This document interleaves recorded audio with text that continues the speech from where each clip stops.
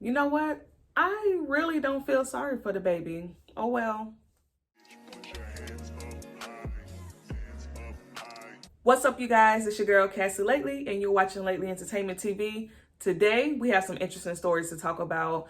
I saw a post earlier about DaBaby, and it was saying that he was scheduled to perform somewhere in New Orleans for a concert.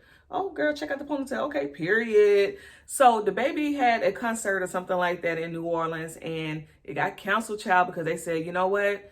Only about 500 people brought tickets. And keep in mind, this stadium holds about 14,000 seats or whatever. And so it's just like, that is very interesting.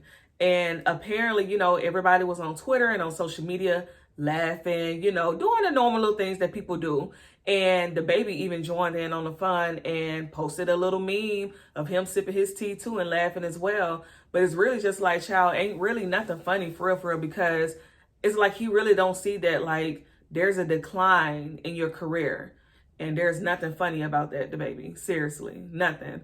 Me personally, I stopped listening to DaBaby last year after the whole Rolling Loud nasty comments that he made to the crowd. Just insensitive and just totally just unnecessary and out of line. So since then, like, girl, I went and just deleted everything. Like, just freed up some more storage on my phone. The hell? Freed up some storage for me. Thank you, DaBaby. So... and I really haven't been a fan of DaBaby since. Like, I was a fan of his music, but I just could not believe, the stuff that he said last year about the LGBT community and just people in general. Like, those comments could have offended anybody. And then not only that, if you guys remember, like, after, he doubled down on his comments, and there was so many people speaking out. I agree with DaBaby. I don't agree with DaBaby. It was just so much. And, you can tell that he started to try to, get his foot back in the door with performing. But girl, I think that people have really been like, you know what, we cool on you. And it didn't help that, the Danny Lay and the baby mama and all of this other stuff, as far as, beating up Danny Lay brother, I've reported on that.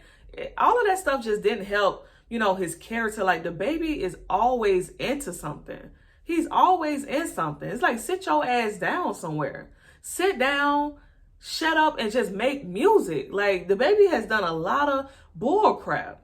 And if you guys remember, even in that Rolling Loud show, he, right after Megan Thee Stallion performed, of course he performed, and then he brought out Tory Lanez, and even that was a big deal last year. So, like, and I think Tory Lanez, caught some legal trouble behind that. So, all in all, I just feel like, DaBaby, I don't feel sorry for you that you can't sell out. You know what I'm saying?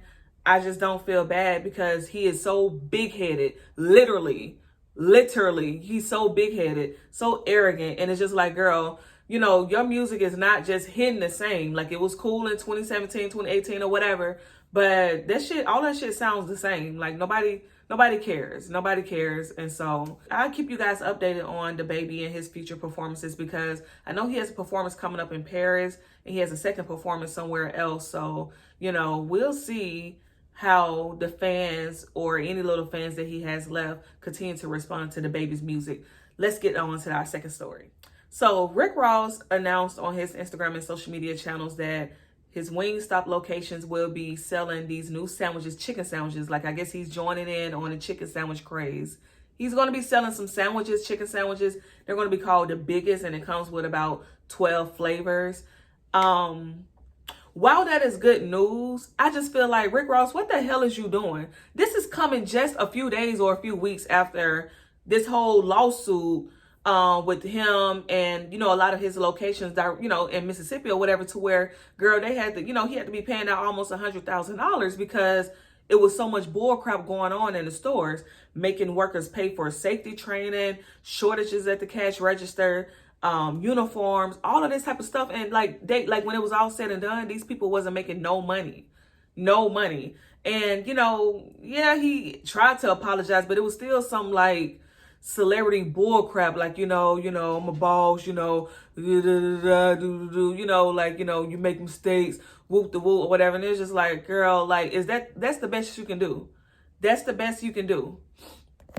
And so, now it's just like, a week or two later, you're announcing that, hey, I'm going to be taking more money out. You know, I need y'all to come spend more money. And who give a damn about the workers that's here and how much money they're making? Like, it's just such bad timing, I feel. You know, you're still caught up in this. And then it's just like, hey, I got some more shit coming out. Like, I'm starting to really look at Rick Ross like a lot of different ways. And, you know, it sucks a little bit because, once again, big fan of Rick Ross, but you're talking about a multitude of things that is just like, are you just fucking money hungry? Like, are you just money hungry?